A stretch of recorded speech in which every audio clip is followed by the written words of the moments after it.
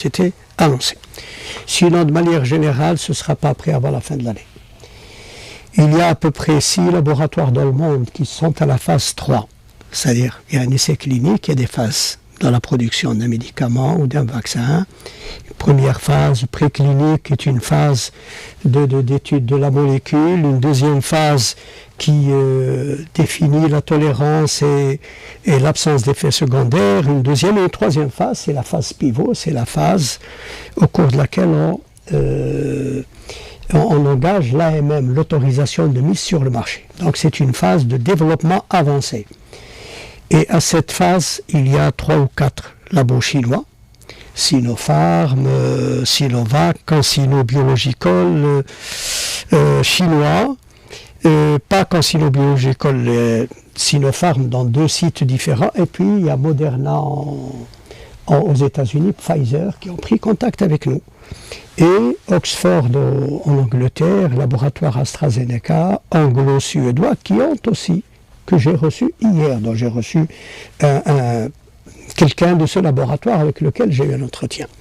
J'ai été chargé officiellement par mon gouvernement de prendre contact avec les ambassadeurs de Russie, des États-Unis, d'Angleterre, de France, de tout pays qui est en mesure de nous vendre le vaccin. Donc nous sommes en attente des développements des vaccins, nous sommes en attente active, c'est-à-dire dès que le vaccin sera avancé dans un pays, nous ferons donc les démarches pour l'acquérir. Donc en clair, vous êtes en contact avec tous ces États pour acquérir en premier le vaccin pour les Algériens. Nous sommes en contact à travers des données, etc., mais le contact direct avec les firmes va se faire. Voilà, pour être clair. Voilà. C'est Pasteur qui va engager ces contacts directement? C'est le ministre de la Santé qui va inviter les ambassadeurs. Ce sera fait à ce niveau.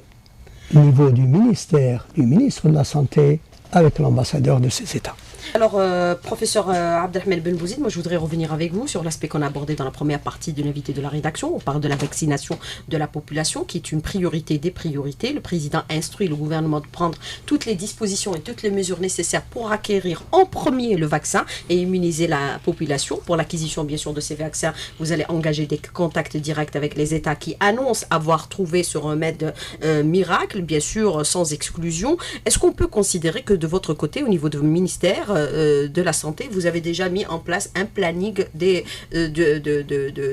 vaccination de telle sorte à procéder par les populations les plus vulnérables, le personnel de santé, les enfants, puisque la scolarisation est proche et les examens de fin d'année également? Bien entendu, c'est une des priorités pour le moment du comité scientifique. Bon, le vaccin n'est pas là. Mais nous avons déjà engagé, bien sûr, parce que bon, il faudrait que les citoyens sachent un peu que nous allons acquérir ce vaccin dès qu'il sera sur le marché. Nous serons parmi les premiers à l'acquérir. Je rappelle que pour le vaccin chinois, que le président chinois lui-même a annoncé que lors de l'arrivée du vaccin chinois, l'Algérie serait parmi les premiers pays à en bénéficier. Donc c'est déjà une démonstration officielle de la disponibilité ou de la disposition de la Chine à nous accorder cette priorité.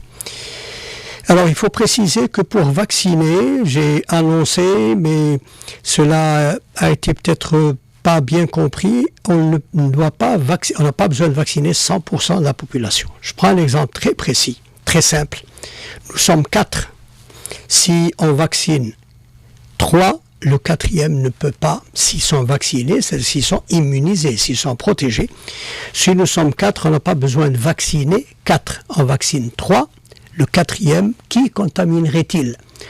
Et cela est dicté par les spécialistes en épidémiologie, les spécialistes en maladies infectieuses, qui vous disent qu'en matière de vaccination, si on vaccine 75% de la population, on met un terme à une épidémie ou à une maladie quelconque. Voilà. Donc, je dois vous parler des personnes aussi à prioriser. Cela est clair dans certains... Un planning de vaccination. Un planning, c'est un planning chronologique, ça c'est autre chose. Il y aura des priorités dans le temps. Mais je parle des priorités parmi la population. Il est clair que dans tous les pays du monde, on vaccine d'abord les personnes les plus les plus exposées et celles qui nous protègent, c'est-à-dire le personnel de santé, puisque ce sont eux qui sont au front, qui reçoivent les malades infectés, qui ont plus de risques d'être infectés que d'autres. Donc le personnel de santé, le personnel de la protection civile, puisque eux aussi se déplacent, ça, de manière générale, il y aura peut-être d'autres corps aussi, et parmi la population, on va prioriser les personnes vulnérables, les personnes à risque. Dans certains pays, ce sont les personnes qui ont plus de 65 ans, ce sont les personnes qui ont des comorbidités, qui portent des maladies cardiaques, diabétiques, hypertendues ou autres, qui sont des personnes à risque.